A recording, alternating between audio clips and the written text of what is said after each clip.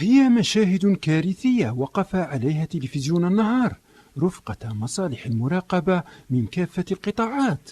مست العديد من القصابات بمدينة تيارت، حيث تم حجز كميات معتبرة وصلت لقرابة 3 قناطر من اللحوم والأحشاء الفاسدة بهذه الطريقة، والتي كانت في حالة حفظ كارثية.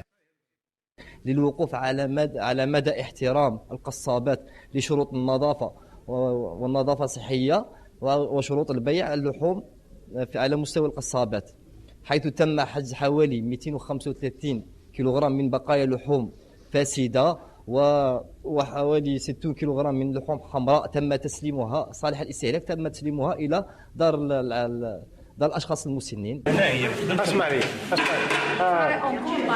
هذه شوف الصدى اللي راه ما تخدمش هنايا اللحم هنايا في الانوت.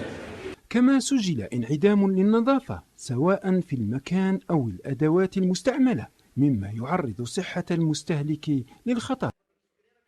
نصحوا للمواطنين أولا باه يعرفوا عاد من يشروا اللحم، ويعرفوا الأماكن اللي يشروا من عندها تكون موثوقة، ماشي أي واحد يبيع لهم سعر مقنن وهو يبيع لهم بسعر غير عالي الثمن.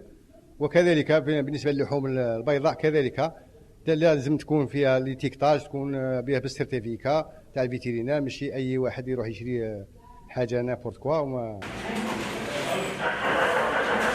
فمع شهر رمضان المبارك يكثر الإقبال على بعض المواد الاستهلاكية، أبرزها اللحوم، أين وجب على المواطن ضرورة التحلي بثقافة التبليغ للمحافظة على الصحة العامة.